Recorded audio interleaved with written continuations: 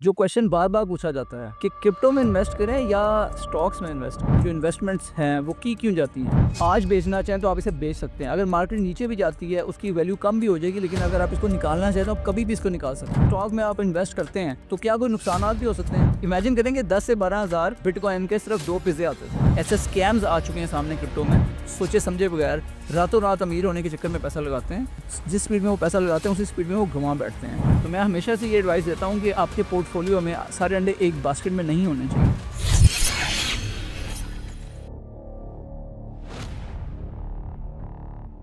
अस्सलाम वालेकुम, अली शाह हियर। आपको मेरी लास्ट वीडियो अच्छी लगी, thank you very much for that. आज की वीडियो में हम बात करने जा रहे हैं जो क्वेश्चन बार बार पूछा जाता है कि क्रिप्टो में इन्वेस्ट करें या स्टॉक्स में इन्वेस्ट करें, कौन सी इन्वेस्टमेंट ज्यादा अच्छी साबित होगी। तो इसको हम डिटेल में कवर करेंगे। सबसे पहली बात तो अब ये समझ लें कि जो इन्वेस्टमेंट्स हैं वो की क्यों जाती हैं। इन्वेस्टमेंट बेसिकली इसलिए की जाती है कि आपको पता है कि दिन ब दिन महंगाई बढ़ती जा रही है, जिसको अंग्रेजी में इन्फ्लेशन कहते हैं। इस इन्फ्लेशन को बीट करने के लिए और इसके ऊपर इससे आपको एक स्टेप आगे रखने की जरूरत है, और उसी लिए आप इन्वेस्टमेंट करते हैं। अगर आप अपना पैसा सिर्फ बैंक में रख देंगे या तकिए के नीचे रख के छुपा लेंगे या कुछ करेंगे तो you are just saving the money, लेकिन जो सेव किया हुआ पैसा है वो बस उतने का उतना ही रहता है। जबकि जब आप इन्वेस्ट कर देते हैं तो वही पैसा ग्रो करता है। ये ऐसे ही है जैसे आपने अगर कोई फल है उसका दरख्त लगाना है और आहिस्ता आहिस्ता काफी सारे बीज उगा देंगे, इवेंचुअली आपको एक जबरदस्त किस्म का आम का बाग मिल जाएगा। अगर आप वो बीज नहीं लगाएंगे, आप वो गुठली नहीं बोएंगे, तो आपको जबरदस्त किस्म के आम खाने को नहीं मिलेंगे। तो यही वो फॉर्मूला है कि जो इन्वेस्टमेंट है वो ग्रो करती है ओवर टाइम। अब उसमें ये बात इंपॉर्टेंट है कि आपने किस इन्वेस्टमेंट में ग्रो करना है, बिकॉज अनगिनत ऑप्शन है। अभी रिसेंटली मेरे से एक दोस्त ने मुझे अप्रोच किया और मेरे साथ उन्होंने कॉल की कि मुझे गाइड करेंगे, मेरे पास तकरीबन 5 मिलियन रुपीज हैं और मैं उसे इन्वेस्ट करना चाहता हूँ, तो मैं वो कहाँ इन्वेस्ट करूँ, क्या स्टॉक्स में लगाऊं, क्या क्रिप्टो में लगाऊं, बिटकॉइन खरीदूं या फिर रियल एस्टेट में लगाऊं। अब चैलेंज ये है कि इतना ज्यादा मटेरियल पड़ा हुआ है ऑनलाइन यूट्यूब पे, जिसमें कुछ फ्री भी है, जिसमें बहुत सारे कोर्सेज भी हैं, तो लोगों को ये समझ ही नहीं आती कि यार इसमें से अब स्टेप किस पे लेना है। दे बिकम पैरालाइज्ड, कहते हैं ना एनालिसिस पैरालिसिस। इसीलिए थोड़ा सा मैं चाह रहा हूँ कि आपको ये जरा डिटेल में समझाऊं। तो आइए चलते हैं वीडियो की जानिब। थोड़ा सा मैं आपसे शेयर करूंगा कि सबसे पहले मैं थोड़ा सा आपको स्टॉक्स की बेसिक्स बताऊंगा। ये वीडियो उन लोगों के लिए है जो बेसिक्स समझना चाहते हैं। कुछ वीडियो होती है जिसमें मैं आपको स्पेसिफिकली स्टॉक्स बता देता हूँ या सेक्टर्स बता देता हूँ कि ये हाई परफॉर्मर्स हैं, इन्हें बाय करना चाहिए। इन वीडियोस में मैं आपको थोड़ी सी एजुकेशन दे रहा हूँ। सो अगर हम स्टॉक्स की बात करते हैं तो बेसिकली स्टॉक्स कंपनीज के शेयर्स होते हैं। ये वो कंपनीज हैं जो कराची स्टॉक एक्सचेंज में लिस्टेड हैं। अच्छे परफॉर्मर कंपनीज जो होती हैं, जो कंपनीज वहाँ लिस्ट की जाती हैं, और में जो 100 कंपनी है उनकी लिस्ट को KSE 100 कहा जाता है। इनमें यूनिलीवर शामिल है, इसमें एंग्रो शामिल है, इसमें हपको शामिल है, इसमें इसके साथ साथ लकी सीमेंट शामिल है, मार्डी शामिल है। These are all different companies which are part of this KSE 100 exchange. अब इनमें सारी कंपनियां अपने अपने सेक्टर में अच्छा परफॉर्म करती हैं, कुछ कंपनियां अच्छा परफॉर्म नहीं भी करती, लेकिन ये अपने कुछ शेयर्स बेचती हैं लोगों को। जब लोग वो शेयर खरीदते हैं तो वो उसमें कंपनी के हिस्सेदार, शराकतदार बन जाते हैं। मैं आपको थोड़ी सी एग्जांपल देके समझाता हूँ। अगर आपने 25 साल पहले अराउंड 2000 1 लाख रुपए आपके पास होता और आपने उसे इन्वेस्ट करना होता, अगर आप उसको सिंपली जाके बैंक अकाउंट में रख लेते, करंट अकाउंट में, तो वो 1 लाख रुपया 25 साल बाद भी 1 लाख ही रहता। जबकि ओवर टाइम आपको पता है कि पैसे की जो कदर है वो काफी कम हो चुकी है। अब अगर वही पैसा आपने सेविंग्स अकाउंट में रखा होता तो वो 1 लाख की बजाय आपको जो थोड़ा बहुत इंटरेस्ट मिलता है उसकी वजह से वो 12-13 लाख रुपए बन गए होते हैं। यही अमाउंट अगर आपने गोल्ड में इन्वेस्ट की होती, गोल्ड ने रिलेटिवली अभी रिसेंटली काफी अच्छा परफॉर्म किया, लेकिन पिछले काफी सालों से वो स्टैग्नेंट रहा है, तो ओवरऑल आपके जो पैसे बने थे वो 50 से 60 लाख रुपया बन जाना था। यही पैसा अगर आपने रियल एस्टेट में लगाया होता, तो अगर आप डिफरेंट शहरों में डिफरेंट सोसाइटीज हैं, आपको मालूम है, जैसे DHA है, बहरिया है, जो अगर रिलायबल सोसाइटीज की बात करें, फैसल टाउन है इस्लामाबाद में, तो इन सोसाइटीज में अगर आपने किसी अच्छे में इन्वेस्ट किया होता तो ये अनडॉक्यूमेंटेड है, it is not very well documented. मुख्तलिफ मसाले हैं कि कुछ केसेस में ये बहुत अच्छी परफॉर्मेंस भी दे जाता है, कुछ केस में अच्छी परफॉर्मेंस नहीं देता। अगर अच्छी परफॉर्मेंस देता है तो 5 गुना बढ़ जाता है, 10 गुना बढ़ जाता है, हम कहते हैं चलें 50 गुना बढ़ जाता है। तो आपका जो 1 लाख रुपया है वो 50 लाख बन जाता है। हो सकता है वो 1 लाख रुपया आपके करोड़ भी बन जाए। अब स्टॉक मार्केट में अगर आपने 25 साल पहले 1 लाख रुपया लगाया होता तो इस वक्त वो 1.25 करोड़ रुपया बन चुका होता। ये पोटेंशियल है स्टॉक मार्केट का। So you own that piece of business. So आप उसमें कंपनी के साथ शराकतदारी करते हैं, आप उसके पार्शली ओनर बन जाते हैं। 18% इसका on the average growth rate रहा है पिछले 10 से 20 साल में। कई स्टॉक्स ऐसे हैं जो आपको बड़ा अच्छा डिविडेंड पे करते हैं, जो कि एक अमाउंट होता है जो बोनस अमाउंट होता है। अगर कंपनी अच्छा परफॉर्म करती है तो वो अपना जो उसके जो बोनसेस हैं, उसके उसके जो प्रॉफिट्स हैं, वो डिविडेंड की सूरत में अपने जो शेयर होल्डर्स हैं उनके साथ शेयर करती है, और ये आपकी एक अच्छी पैसिव इनकम क्रिएट हो जाती है। स्टॉक्स के केस में अगर आप आज बेचना चाहें तो आप इसे बेच सकते हैं। अगर मार्केट नीचे भी जाती है उसकी वैल्यू कम भी हो जाएगी, लेकिन अगर आप इसको निकालना चाहें तो आप कभी भी इसको निकाल सकते हैं। आपको मालूम है कि रियल एस्टेट में अगर आपने एक प्लॉट लिया हो, कोई घर लिया हो, अगर उसका बायर नहीं है और मार्केट नीचे गई हुई है तो आपको बायर नहीं मिलेगा। हो सकता है आपको 6 महीने वेट करना पड़े, हो सकता है आपको साल या 2 साल वेट करना पड़े उस प्लॉट को बेचने में। स्टॉक्स के केस में ऐसा नहीं होता, आप इसको किसी भी वक्त डिस्पोज ऑफ कर सकते हैं। जब भी मार्केट ओपन होगी आप इसको निकाल सकते हैं। There are always buyers. Stocks security and exchange commission of Pakistan से रेगुलेटेड है, तो ये वो नहीं है जिसमें डबल चार्ज कहानी साहब ने सुनी होगी कि पैसे लेके वो बंदा गायब हो जाए। ये कंपनियां रेगुलेटेड होती हैं, जो ब्रोकर्स होते हैं उनकी भी एसएससीपी से रजिस्ट्रेशन होती है, तो इसकी वजह से everything is very well organized. अब हम बात करते हैं कि स्टॉक में आप इन्वेस्ट करते हैं तो क्या कोई नुकसानात भी हो सकते हैं। तो मेरे ख्याल में आप मेरे से बेहतर जानते हैं कि हर बंदा इस वक्त आपके पास एक कहानी लेके आएगा कि यार स्टॉक मार्केट में तो इवेंचुअली बंदे को नुकसान ही होता है। कई लोग ऐसे हैं जो स्टॉक मार्केट में लाखों रुपया करोड़ों रुपया गंवा चुके हैं। इसी वजह से स्टॉक मार्केट में काफ़ी कम लोग इन्वेस्ट करते हैं। यूजुअली लोग रियल एस्टेट में को मेरे ख्याल 60% एंड अबव रियल एस्टेट में इन्वेस्ट करते हैं, स्पेशली इन पाकिस्तान। जबकि जो डेवलप्ड कंट्रीज़ हैं वहाँ पे स्टॉक मार्केट में लोग ज़्यादा इन्वेस्ट करते हैं। वो लोग ज़्यादा समझते हैं बिजनेसेस को, उसको जानते हैं, उसको जान के समझ बूझ के फिर उसके अंदर इन्वेस्टमेंट करते हैं। वो समझते हैं कि यार ये स्टॉक्स जो हैं ये अच्छे हैं। जैसे मेटा है या गूगल है या एप्पल है, ये वो कंपनियाँ जब शुरू हुई तो बिल्कुल बेसिक से शुरू हुई, लेकिन आपको पता है एक स्टार्टअप की तरह थी, बिल्कुल नई कंपनी थी। Eventually they have become trillion dollar companies. अब वो जिनके स्टॉक्स हैं, just check out the worth के जो अर्ली उसके वो लोग जिन्होंने उसके स्टॉक्स शुरू में लिए होंगे वो इस वक्त कहाँ पहुंचे हुए होंगे। यूजली जब कंपनी अर्ली शुरू होती है तो उसके स्टॉक्स अपने एम्प्लॉयज़ को दिए जाते हैं, फिर वो आगे बेचते हैं तो वो और लोगों तक जाते हैं। या अगर कंपनी ने कभी कोई एक्सपेंशन करनी हो, उसे कुछ कैश चाहिए हो, लिक्विडिटी चाहिए, तो वो कुछ शेयर वो अवाम में बेचती है और उससे वो उनको वो पैसा लेके तो ग्रोथ में लगाती है। स्टॉक मार्केट के नुकसानात की बात की जाए तो ये बहुत ज़्यादा वोलेटाइल मार्केट होती है। इसकी वोलेटिलिटी कोई भी अगर इकोनॉमिक इंडिकेटर्स मुल्क के नीचे जाते हैं, आपको मालूम होगा पिछले 2 साल पहले अगर पाकिस्तान की डिफ़ॉल्ट होने की बातें हो रही थी तो काफ़ी स्टॉक मार्केट नीचे गई हुई थी। लेकिन आहिस्ता-आहिस्ता इकोनॉमिक इंडिकेटर्स बेहतर हुए हैं तो स्टॉक मार्केट ने ऊपर का ट्रेंड बनाया और जो इंडेक्स है वो 126 के भी पहुँचा। लेकिन जब भी कोई मैक्रो इकोनॉमिक इश्यू आता है, कोई जियोपॉलिटिकल इश्यू आता है, जैसे ईरान-इज़राइल की वॉर चल रही है, तो उसका इम्पैक्ट इसके ऊपर आता है। अब हाल ही में अभी जब अमेरिका ने B-2 बॉम्बर्स के साथ ईरान की न्यूक्लियर फैसिलिटीज़ में हमला किया है, तो उसकी वजह से मार्केट नीचे गई है। इसके साथ-साथ देखते हैं कि जो स्टॉक्स होते हैं वो अनटचेबल होते हैं। ये ऐसी चीज़ नहीं जिसको आप महसूस कर सकें। आप किसी प्लॉट पे को जाके फिज़िकली देख सकते हैं। आप किसी उसके ऊपर कंस्ट्रक्शन करके आप वो घर में रहें तो आपको पता है कि यार मेरा ये है, मैं इसमें रह रहा हूँ या मैंने इसको रेंट आउट किया हुआ है, but it is something tangible, इसको टच किया जा सकता है। स्टॉक्स के केस में ये थोड़ा-सा साइकोलॉजिकल फैक्टर होता है।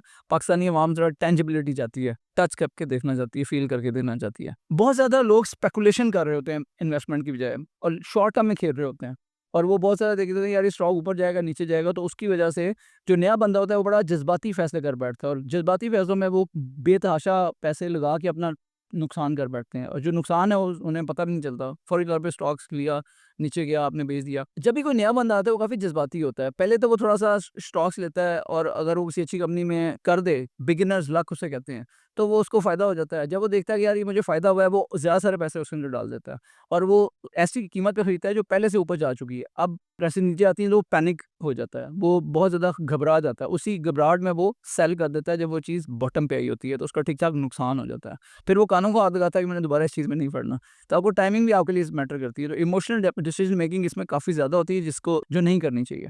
आगे हम चलते हैं क्रिप्टो की जानिब। जो क्रिप्टो के बेनिफिट्स हैं वो ये है कि आपको पता है जो बिटकॉइन है ये इसको क्रिएट इसलिए किया गया था कि जो फाइनेंशियल सिस्टम है दुनिया का जब वो कोलैप्स हो रहा था 2008 में फाइनेंशियल क्राइसिस आया था अमेरिका में, लेमन ब्रदर्स बैंक कोलैप्स हुआ था। उसके बाद पूरी दुनिया के जो लोग हैं वो सर जोड़ के बैठे और एक सोची नाकामोटो था, उसने एक व्हाइट पेपर लिखा क्योंकि ऐसा सिस्टम बनाया जाए जिसका फाइनेंशियल मार्केट जब नीचे जाती है तो वो उसका असर उसके ऊपर ना हो। तो 2009 में इब्तिदा हुई थी बिटकॉइन की और 2011-12 में देखें तो इसकी कीमत इतनी कम थी कि एक बंदे ने 2 पिज़्ज़ाज़ घर पे डिलीवर करवाए थे, कोई 10,000 या 20,000 बिटकॉइन देके। इमेजिन करें कि 10 से 12,000 बिटकॉइन के सिर्फ 2 पिज़्ज़े आते थे। तो ये बड़ी मशहूर स्टोरी है। लेकिन अब उसी बिटकॉइन की वर्थ $1 लाख से ऊपर जा चुकी है और उसने $1,12,000 को भी टच किया है। तो इसके अंदर बहुत ज़्यादा वोलेटिलिटी है, लेकिन जो इसके जो बिटकॉइन है या इथेरियम है जो ज़रा रिलेटिवली अब स्टेबल हो चुके हैं, इनके अंदर इन्वेस्टमेंट की जा सकती है और लोग इन्वेस्ट करते हैं।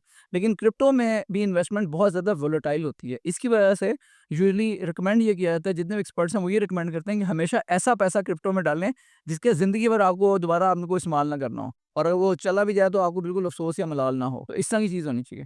लोग इसमें यूजुअली बहुत सारा पैसा बड़ी जल्दी बनाने के चक्कर में आते हैं और बहुत सारा लॉस भी उठा बैठते हैं, बिकॉज़ वो इस चीज़ को समझते नहीं हैं।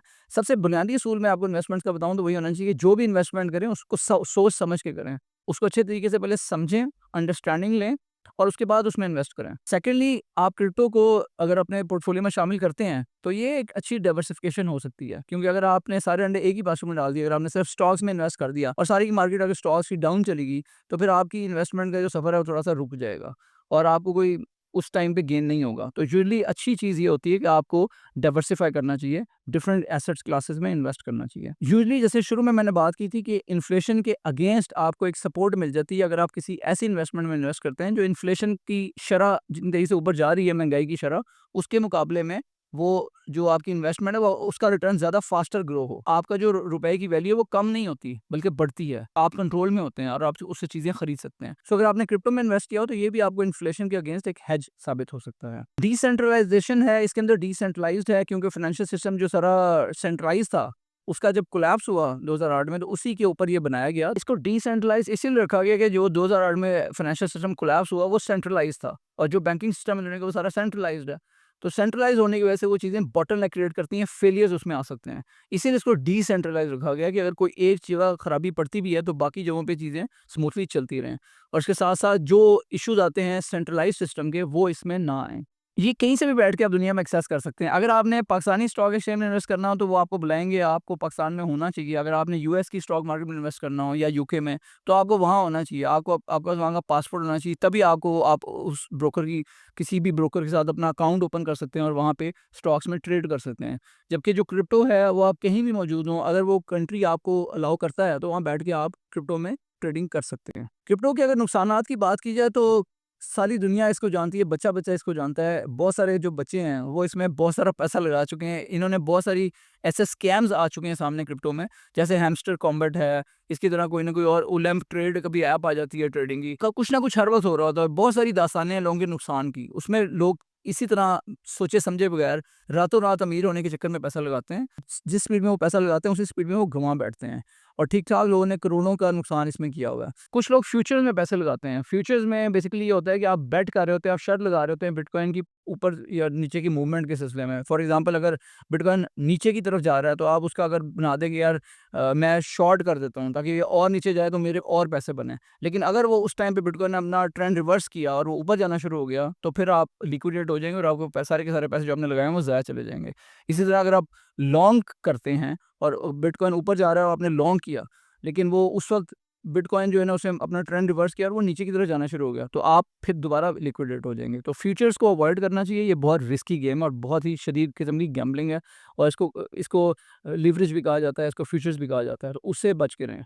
बिटकॉइन की जो रेगुलेटरी हैसियत है वो अभी भी एक चैलेंज है, बिकॉज़ स्टेट बैंक की तरफ से अभी इसको अलाउ नहीं किया गया पाकिस्तान में। ऑल्दो इसके ऊपर काफ़ी ज़्यादा तेज़ी से प्रोग्रेस की जा रही है। जो वज़ीर ख़ज़ाना औरंगज़ेब साहब हैं, उन्होंने पाकिस्तान क्रिप्टो काउंसिल बनाई है। बिलाल बिन साकिब को उन्होंने उसका सीईओ लगाया है। वो इन टच हैं जो दुनिया के बेस्ट क्रिप्टो और बिटकॉइन एक्सपर्ट्स हैं उनके साथ, इसको रेगुलेट करने के लिए, इसको स्टैंडर्डाइज़ करने के लिए, और इसके साथ-साथ उन्होंने अनाउंस किया है बिटकॉइन स्ट्रेटेजिक रिज़र्व बनाने का भी उन्होंने ऐलान किया है पाकिस्तान का। तो ये एक सारी अच्छे पॉजिटिव स्टेप्स हैं।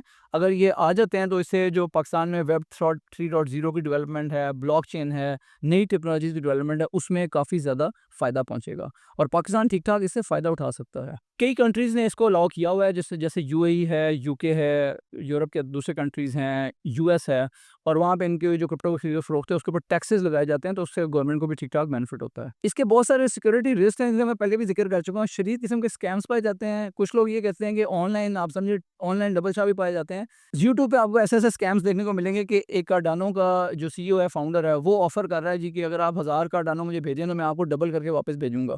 तो आप उसको एक दफ़ा भेज देंगे तो आप दोबारा उस पैसे की शक्ल भी नहीं देखेंगे। तो इस तरह के स्कैम्स बहुत ज़्यादा ऑनलाइन पाए जाते हैं क्रिप्टो में, तो आपको बहुत ज़्यादा बच-बच के चलना चाहिए। इसके साथ साथ हज़ारों क्रिप्टो करेंसीज लॉन्च हो चुकी हैं, लेकिन वो बहुत ज़्यादा उनमें से 99% मिट्टी में मिल चुकी हैं और वो ख़त्म हो चुकी हैं। बहुत कम ऐसी हैं जो स्टेबलाइज़ होती हैं, जैसे बिटकॉइन है, इथेरियम है, सोलाना है। ये स्टेबल हैं, ये सॉलिड हैं। इनके ऊपर अगर आपने इन्वेस्ट क्रिप्टो में करना भी हो तो आपको ऐसे ही में करना चाहिए जो ज़रा स्टेबल है। अदरवाइज़ बहुत सारे प्रोजेक्ट्स हैं जो मिट्टी में मिल चुके हैं। अगर बात की जाए कि किस में इन्वेस्ट करना चाहिए, जो बुनियादी सवाल था, तो मेरे ख्याल में आपको बेसिकली बैलेंस पोर्टफोलियो क्रिएट करना चाहिए। तो मैं हमेशा से ये एडवाइस देता हूँ कि आपके पोर्टफोलियो में सारे अंडे एक बास्केट में नहीं होने चाहिए, बल्कि आपको कुछ इन्वेस्टमेंट रियल एस्टेट में करनी चाहिए, कुछ स्टॉक्स में करनी चाहिए और कुछ क्रिप्टो में करनी चाहिए। लेकिन क्रिप्टो में आप चूँकि नए हैं तो आपको सिर्फ स्टेबल वालों में करना चाहिए, जैसे बिटकॉइन और इथेरियम है। अगर आप शिट कॉइन्स में जाएँगे, मीम कॉइन्स में जाएँगे, जिनकी कोई हैसियत नहीं है, इनके पीछे कोई प्रोजेक्ट ही नहीं है, कोई टेक्निकल नहीं है, कोई फंडामेंटल्स नहीं है, तो आप बहुत बड़ा नुकसान कर बैठेंगे। तो क्रिप्टो में आपको 10% या इससे कम पैसे अपने इन्वेस्ट करने चाहिए। अगर ओवरऑल आपके पास लाख रुपए है तो मैक्सिमम आपको 10,000 क्रिप्टो में डालना चाहिए या उससे भी कम। और ज़हन में रखेंगे क्रिप्टो में जो इन्वेस्टमेंट है वो बहुत रिस्की है, और साथ साथ ये भी ज़हन में रखेंगे ये सारा का सारा पैसा ज़ाया जा सकता है। इसके बरक्स जो स्टॉक्स हैं या रियल एस्टेट है, ये यूजुअली स्टेबल होती है और इसमें भी आपको देख के इन्वेस्ट करना चाहिए, अच्छी कंपनीज में इन्वेस्ट करना चाहिए। इसमें भी लोग पेनी स्टॉक्स में इन्वेस्ट करते हैं जो बिल्कुल बेसिक किस्म के होते हैं और उसमें वो अपना नुकसान भी कर बैठते हैं। वही बात है, जो छक्का लगाने की कोशिश कर रहे होते हैं, शॉर्ट टर्म में खेलने की कोशिश कर रहे होते हैं, वो फिर अपना ज़्यादा नुकसान कर बैठते हैं। अगर आप लॉन्ग टर्म चलते हैं, अगर आप अपना पोर्टफोलियो ऐसा बनाएं जिसके अंदर कुछ स्टॉक्स हैं और ऐसी स्ट्रॉन्ग कंपनीज के स्टॉक्स हैं जो आपको लॉन्ग टर्म में अच्छी ग्रोथ भी देंगी, आपका प्रिंसिपल गेन भी होगा और उसके साथ साथ आपको डिविडेंड में मिलेगा, तो आप कि ओवरऑल नेट वर्थ में इजाफा होगा और आप अमीर से अमीर तर बनते चले जाएंगे। अब अगर बात करें कि कौन से ऐसे स्टॉक्स हैं इनमें इन्वेस्ट करना चाहिए, तो मैंने आपको लास्ट वीडियो में 2 ऐसे स्टॉक्स बताए हैं जो बेहतरीन हैं और आपको उनको एवेल्युएट करना चाहिए, जिनका डिविडेंड भी अच्छा है और ओवरऑल जिनका कैपिटल गेन भी अच्छा है और अगले 5 से 10 सालों में उनका फ्यूचर भी अच्छा है। तो मेरा ओवरऑल वर्डिक्ट ये है कि आपको ज़रूर इन्वेस्टमेंट्स करनी चाहिए, पैसा बैंक में ना पड़ा रहने दें, बल्कि उसको अच्छी तरह इन्वेस्ट करें और एक डाइवर्सिफाइड पोर्टफोलियो क्रिएट करें। अगर आपके पोर्टफोलियो से रिलेटेड कोई क्वेश्चंस हैं तो let me know in the comments. अगर आपने क्रिप्टो में या स्टॉक्स में कोई बड़ा नुकसान उठाया तो let us know your story in the comments. तो इसका फ़ायदा ये होगा कि कोई ऐसा बंदा जो इन्वेस्ट करना चाह रहा है, वो नया-नया आया है, तो वो ऐसी मिस्टेक करने से बच जाएगा जो आपने की थी, जिसकी वजह से आपको इतना बड़ा नुकसान उठाना पड़ा या कोई बड़ा स्कैम है, उससे वो उसकी बचत हो जाएगी। तो मैं उम्मीद करता हूँ कि आपको अच्छी वीडियो भी अच्छी लगी होगी। अगर आपको अच्छी लगी है तो इसे लाइक कर दें, हमारे चैनल को ज़रूर सब्सक्राइब करें। Thank you very much for joining today. अस्सलाम वालेकुम।